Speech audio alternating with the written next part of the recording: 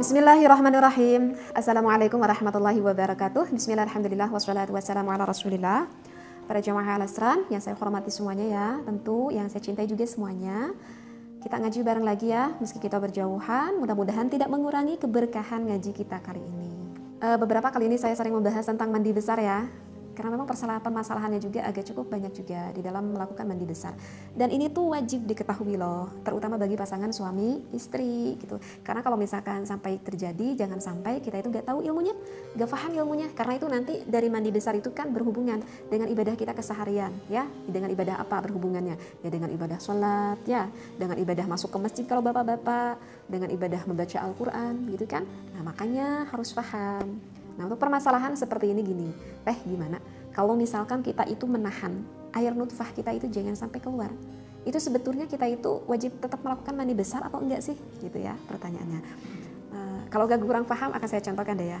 Saya itu ya suka sering mencontohkan agak detail ya karena takut yang mendengarkan itu kurang paham gitu ya, sehingga itu mesti dicontohkan. Misalkan contohnya gini nih, contohnya misalkan ini nih bapak nih ya di rumah sama istri bapak. Bapak sama istri itu maksudnya itu mau melakukan hubungan biologis gitu ya.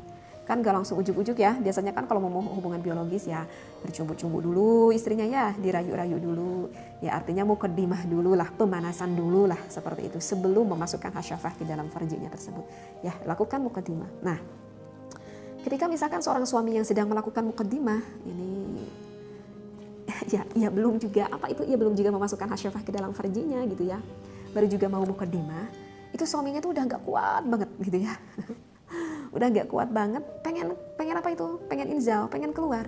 Bahkan yang dirasakan oleh suaminya itu, kok rasa-rasanya itu maaf banget ya dengan pembahasan ini. Tetapi kan ini fikih ya. Karena kalau fikih itu harus jelas, karena kalau gak jelas nanti ya takutnya gak paham. Nah misalkan yang dirasakan oleh suaminya itu, ini aduh kok aku rasanya udah ada di ujung, udah ada di ujung Mr. P suaminya gitu ya. Tetapi sama suaminya itu ditahan. Kenapa ditahan? Karena misalkan anak tuh ketuk pintu misalkan. Siapa nih yang di rumah pernah ngalamin seperti ini? Misalkan anaknya ngetuk pintu gitu, pintu kamar. Mah minta jajan. Nah biasanya gitu ya. Mah minta jajan, mau jajan. Berisik aja itu anak tuh di luar. Ngetuk pintu, minta jajan misalkan nih.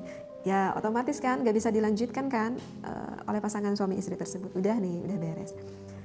Nah gak keburu dilanjutkan, misalkan apa karena anaknya nangis atau gimana lah sehingga istrinya itu yang menenangkan dulu anaknya. Nah yang menjadikan pertanyaan itu bagi sang suaminya itu harus mandi besar gak sih? Sedangkan perasaan sang suami itu air nutfahnya itu udah ada di ujung Mr. P-nya gitu ya. Udah agak pengen keluar banget gitu. Maka kalau saya lihat di dalam kitab Majmu' Syarah Muhadzab ya, di sini bisa dilihat pada juz kedua pada Sahifah 140. Asal satunya ada permasalahan ketiga ya. Ini berarti ada permasalahan nyambung ya ke sebelumnya. Lau qabbala imra'atan. Kalau misalkan seorang suami kublah itu artinya mencium ya. Misalkan mencium istrinya, fa ahassa, sampai merasa tuh suaminya tersebut bintiqalil mani, sampai mau sedikit lagi, mau keluar air nutfahnya ataupun air maninya itu. Wanuzulin, tegasnya tuh udah sampai agak di ujung-ujung gitu ya, mau keluarnya. Fa'amsaka, tetapi sengaja ditahan nih oleh suaminya tersebut. Dzakarahu, dzakarnya itu, falam yakhruj, sehingga karena ditahan sehingga agak sampai keluar. Minhu, dari suaminya itu tersebut ya, fil hali syai'un, ya dikarenakan ada suatu perkara, dikarenakan ada suatu tingkah ya, contohnya tadi misalkan karena anaknya yang ngeganggu sehingga ibunya menenangkan dulu anaknya. Wala alima khurujahu ba'da dzalika, dan tidak mengetahui keluarnya yang disebut fala ghusla alaihi indana. Maka di sini dikatakan fala ghusla, maka tidak perlu melakukan mandi besar. Ini menurut yang disampaikan menurut para ulama kafatan. Jadi kalau di dalam kitab Syarah Muhadzab ini, meskipun sang suami merasa udah agak di ujung banget, kayaknya kalau dipegang akan keras, kayaknya akan keluar deh.